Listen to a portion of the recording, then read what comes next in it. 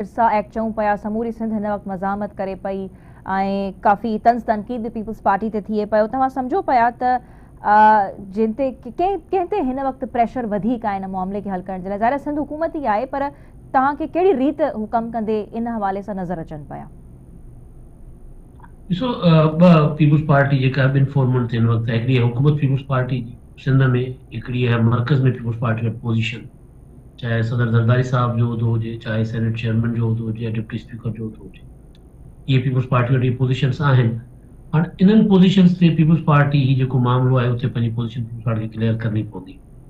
निसार खोड़ो साहब बतौर political party, बतौर सदर सूबाई पीपल्स पार्टीअ जे, उन्हनि जो माज़ी में भी शानदार किरदारु रहियो आहे। मूंखे यादि आहे जेको ग्रेटर थल कैनाल जो मनसूबो हुयो, उन ते मूं ई रिपोर्टिंग कई हुई, लाहौर मां वेही, ऐं उनजे ख़िलाफ़ हिकिड़ी प्रॉपर तहरीक थी हुई जेका ग्रेटर थल कैनाल एक्शन कमेटी जे नाले सां निसार खोड़ो उनखे लीड कंदा हुआ।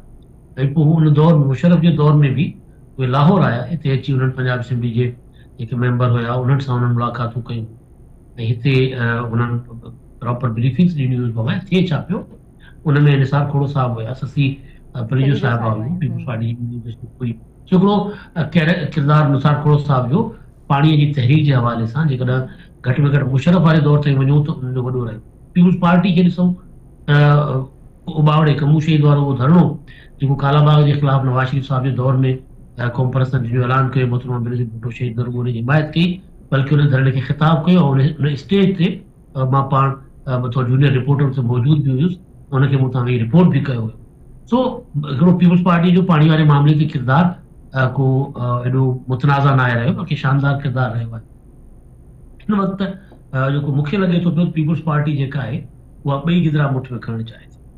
हाणे पीपल्स पार्टी खे क्लियर कट मौक़िफ़ हुकूमत जी सतह ते बि ऐं सूबाई हुकूमत जे तौर ते ऐं पीपल्स पार्टी बतौर पार्टी सिंध जी ऐं पीपल्स पार्टी बतौर पार्टी मर्कज़ी ऐं जेके पीपल्स पार्टी वटि जेके आइनी उहिदा आहिनि उन्हनि खे बि हिकिड़ो क्लियर कट पोज़ीशन वठणी पवंदी, ॾियणी पवंदी। त बाबा जेकर उन्हनि जे ख़्याल में इहे ठीकु आहिनि कैनाल उहा पोज़ीशन वठनि, जेकर उन्हनि जे ख़्याल में इहे ठीकु न आहिनि त पोइ उहा क्लियर कट पोज़ीशन वठनि ऐं पोइ सिंध जे आवाम सां गॾु बीहनि, छाकाणि त सिंध जे माण्हुनि जे अच्छा इन हवाले सां पीपल्स पार्टी जी पोज़ीशन क्लियर नज़र कोन अचे पई हिन वक़्तु असां जेको कुझु ॾिसूं पिया त छा न अञा वधीक मामलो सीसीआई में वेंदो? सिंध पीपल्स पार्टी ऐं सिंध हुकूमत जी पोज़ीशन बिल्कुलु क्लियर आहे। मुराद अली शाह साहब क्लियर आहिनि, निसार खोड़ो साहब क्लियर आहिनि, पर हाणे पीपल्स पार्टी बतौर party chairman Peoples Party Bilawal Bhutto Zardari Sahab या सदर आसिफ अली ज़रदारी जेके ज़ाहिर पीपल्स पार्टीअ जा आहिनि, या चेयरमैन सेनेट यूसुफ गिलानी या डिप्टी स्पीकर असांजा मुस्तफ़ा शाह साहब या जेका पीपल्स पार्टी जी लीडरशिप आहे उन्हनि खे उन ते बिल्कुलु क्लियर मतिलबु मुमकिन आहे त हुननि खे लॻंदो हुजे त ठीकु आहे त पोइ उहो ठीकु वारी पोज़ीशन वठनि। उन्हनि खे लॻे थो त इहो ग़लति आहे त ग़लति वारी पोज़ीशन वठनि। बाबा इहो ग़लति आहे ऐं असांखे उन लाइन जे हिकिड़े पासे मर्कज़ी लेवल ते चवां सिंध जे लेवल ते कंहिं क़िस्म जो को भाव मूंखे नज़र नथो अचे पीपल्स पार्टी में। पर वरी सवाल इहे था उथनि त बाबा फ़ैसिलो त हवाले सदर में थियो न, हवाले सदर में आसिफ ज़रदारी साहब वेठा जी।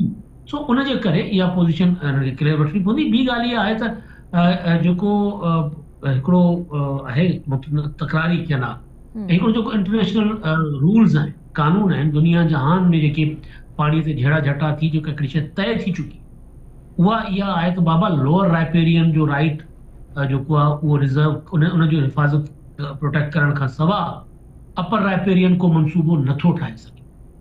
असांजी जेका पंहिंजे पाड़ेसरी मुल्क सां जेको मुख़्तलिफ़ असांजा जेके मुश्तरका दरिया आहिनि उन्हनि ते असांजो इहो ई रहे थो पियो न।